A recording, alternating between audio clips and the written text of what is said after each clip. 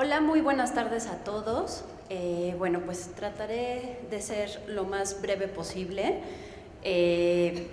Primero que nada, ofrezco una disculpa por haber cambiado abruptamente el título de esta charla, pero creo que tiene más coherencia con lo que quiero compartir con ustedes el día de hoy. Bueno, el título de esta charla es Exposiciones temporales, un reto continuo, la puesta en valor del patrimonio cultural en los museos. Preámbulo.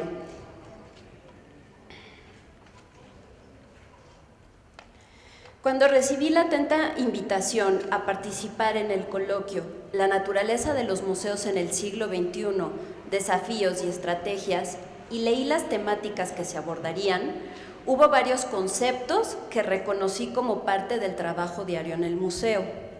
Estos fueron desafíos, estrategias y valorización del patrimonio cultural. Las siguientes líneas tienen el propósito de compartir la experiencia de trabajo en un museo como lo es el Museo Nacional de Historia Castillo de Chapultepec. La responsabilidad que conlleva y que continuamente me genera una serie de reflexiones, cuestionamientos, preguntas y desafíos que constantemente se presentan y que por ende requieren idear numerosas estrategias para atenderlos adecuadamente. El inmueble que conocemos como Castillo de Chapultepec, situado en el cerro del mismo nombre, concebido en sus orígenes como palacio de verano para los virreyes de la Nueva España y que no llegó a ser ocupado como tal, a unos años de concluida la Guerra de Independencia, fungió como colegio militar. Posteriormente, fue residencia de los emperadores Maximiliano y Carlota y morada de los sucesivos presidentes de México, desde Porfirio Díaz hasta Lázaro Cárdenas. Este último destinó el castillo como sede del Museo Nacional de Historia, motivo por el cual heredó las colecciones del Museo Nacional de Arqueología, Historia y Etnografía que daban cuenta de la historia de nuestro país. Bueno, aquí tenemos una imagen de la fachada de este Museo Nacional, que es el origen de muchos de los museos nacionales que existen actualmente, adscritos la mayor parte al Instituto Nacional de Antropología e Historia. Refiero los inicios del museo para contextualizar su origen y vocación, conservar y estudiar las colecciones que resguarda y difundir la historia de México, que abarca desde el momento del contacto con los españoles hasta la promulgación de la Constitución de 1917.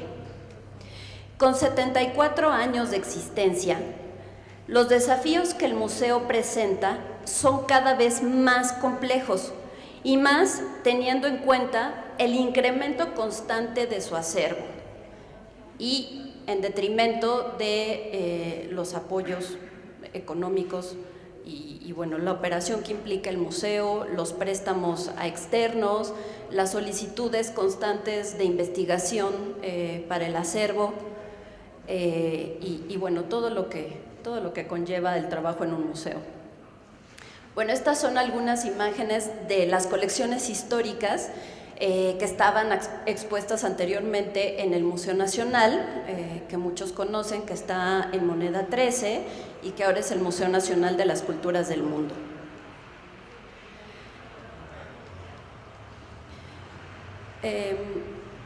Bueno,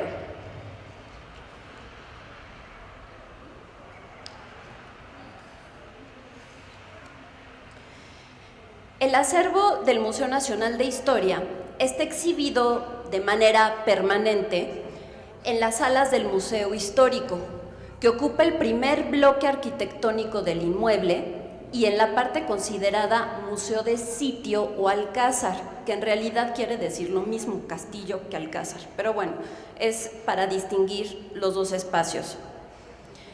En este sitio, en el Alcázar, se muestran ambientaciones correspondientes al Segundo Imperio y al periodo porfirista, que recrean el uso que tuvieron los diferentes espacios, entrelazando elementos museográficos con los bienes culturales pertenecientes a la colección. Alrededor de 1.400 objetos son exhibidos de forma permanente entre el castillo y el Alcázar. El resto, cerca de 90.000, se halla en resguardo en los depósitos de colección ubicados en el propio recinto, esperando a ser exhibidos. Pero ¿qué pasa con un edificio que no fue construido ex professo para ser museo? Pues el problema de los espacios.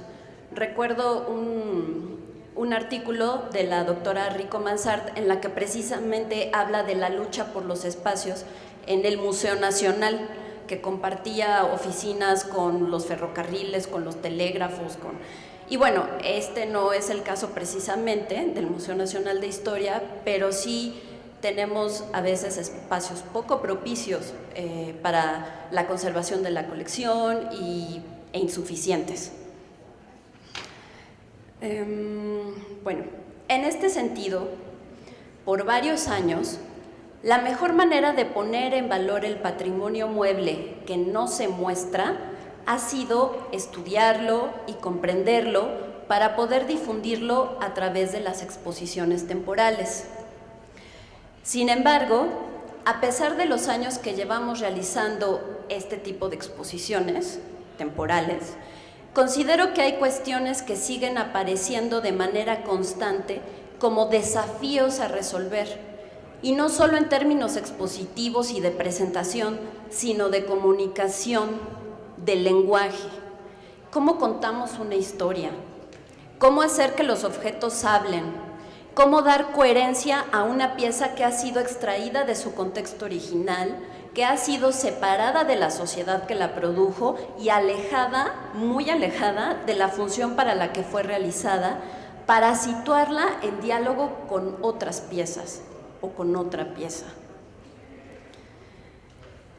Estas preguntas básicas considero que siguen siendo los desafíos que nos plantea cada exposición, sea permanente o temporal.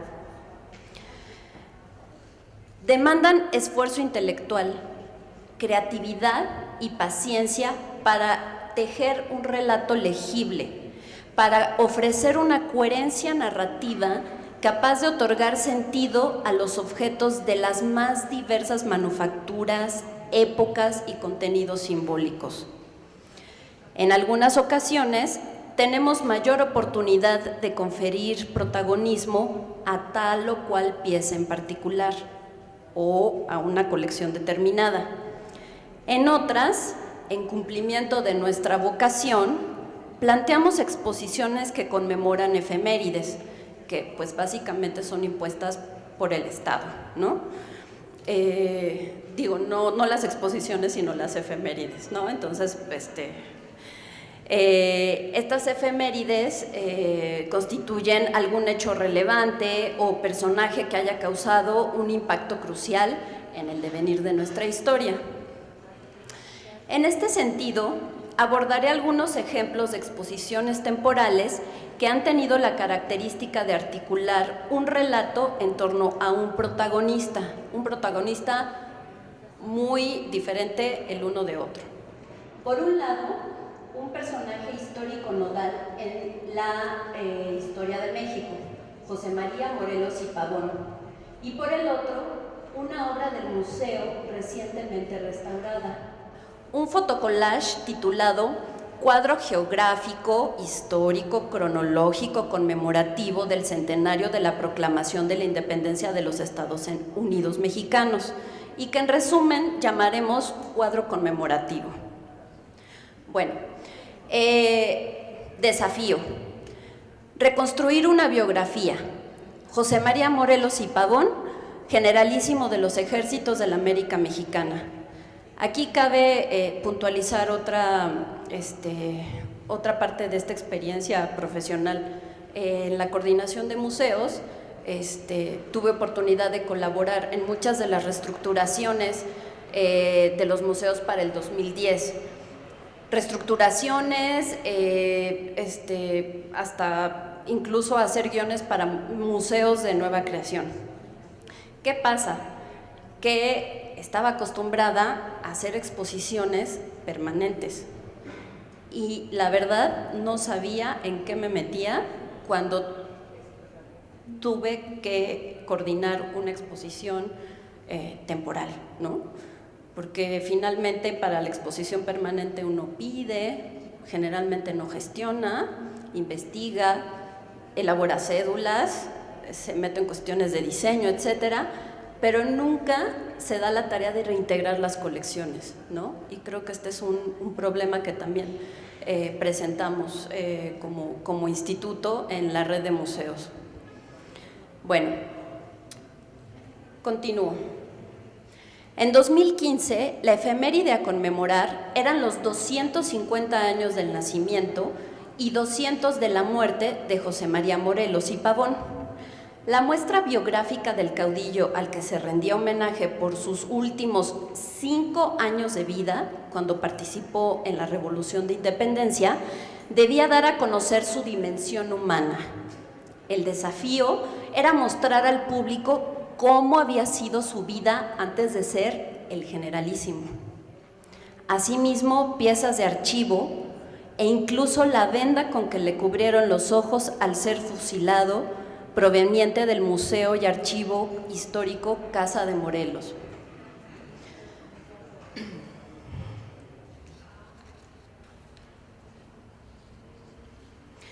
La estrategia narrativa conjuntó colección artística, pública y privada, con bienes patrimoniales para contar la vida de José María Morelos. Y la duda que siempre cabe es, ¿qué tan efectivo fue el mensaje?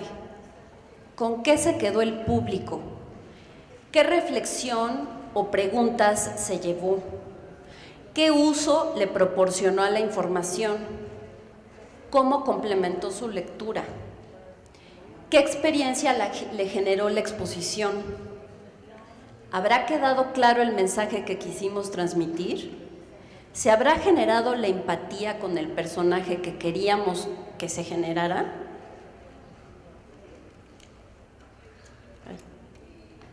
Bueno, aquí hay un poco de las reliquias patrias, que son parte del acervo del Museo Nacional de Historia y que son en verdad pues un tesoro. El siguiente desafío fue cómo poner en valor una pieza del museo resguardada por largo tiempo en los depósitos de colección y hacer visible la labor invisible y silenciosa que realizan los restauradores del instituto.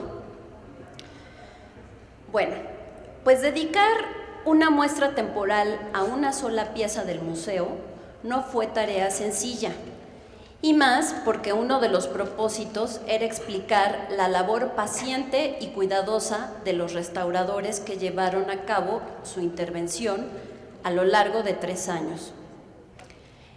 El protagonista de la exposición era el cuadro conmemorativo, elaborado con motivo de las fiestas del centenario de la Independencia por el impresor y editor Vicente Rivera Melo, quien lo ofreció en venta al Museo Nacional en 1912. Las precarias condiciones económicas impidieron la adquisición de la pieza. Sin embargo, quedó resguardada en los depósitos de sus colecciones, ya que el autor nunca regresó por ella.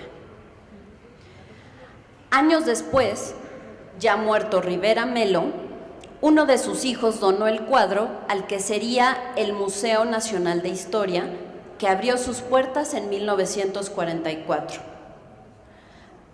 Con el paso del tiempo, la obra confeccionada en soporte de papel, con fotografías y dibujos a tinta, sufrió el deterioro de los años.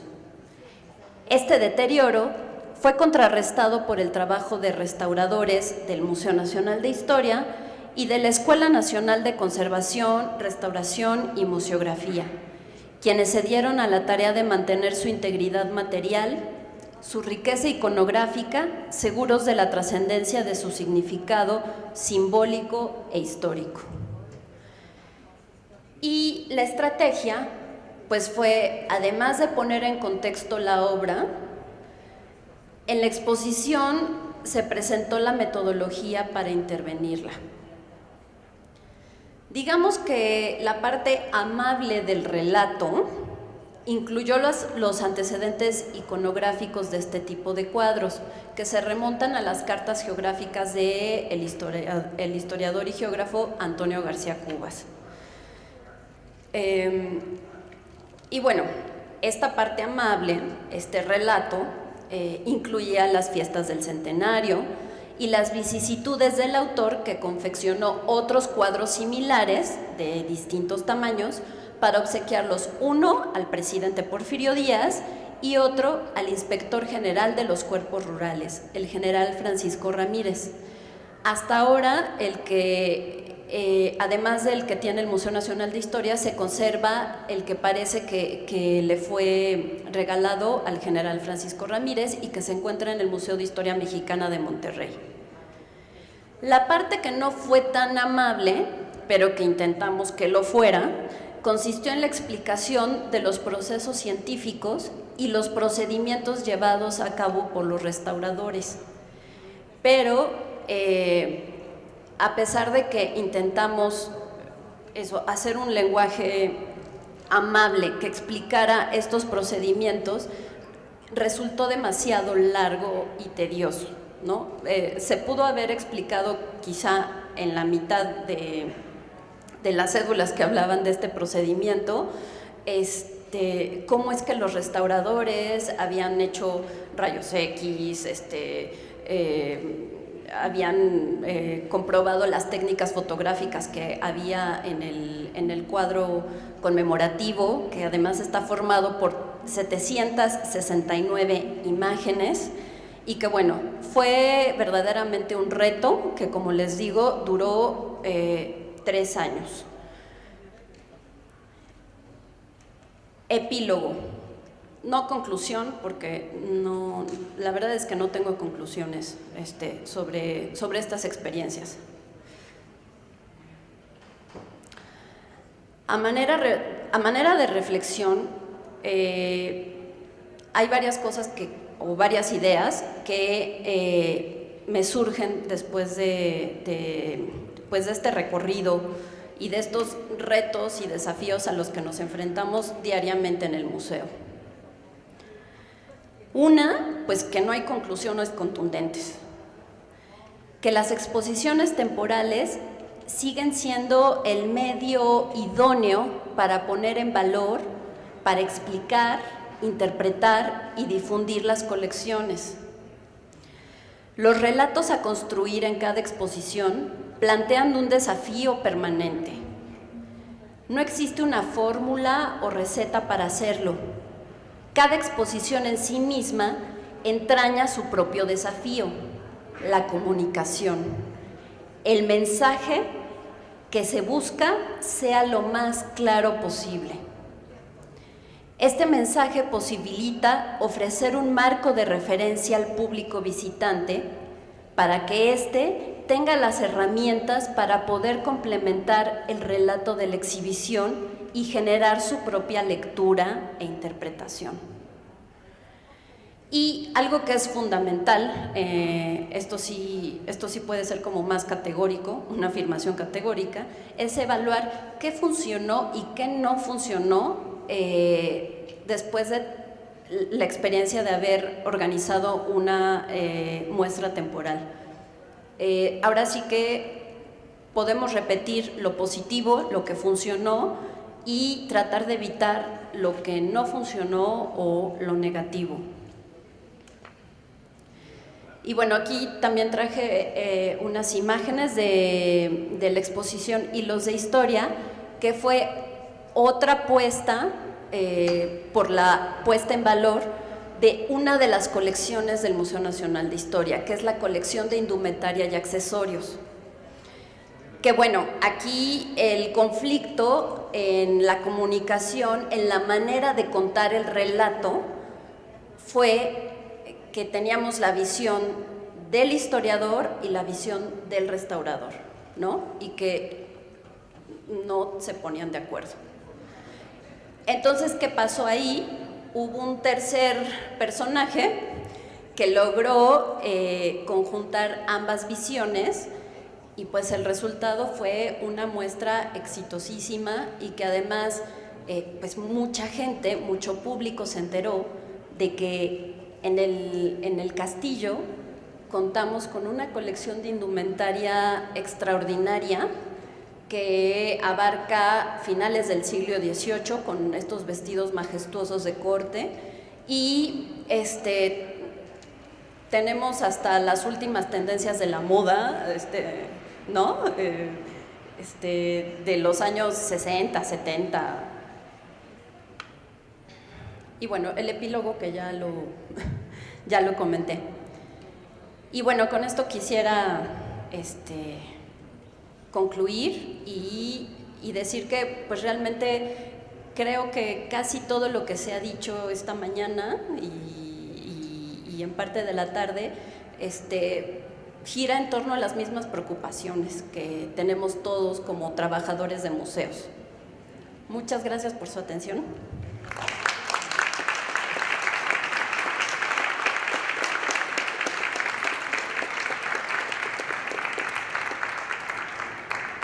Bueno, si hay algunas de las 5 preguntas que estamos utilizando, Erandi puede tratar de resolver.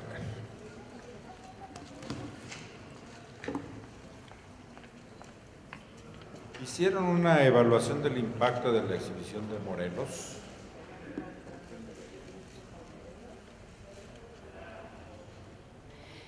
Evaluación como tal, no.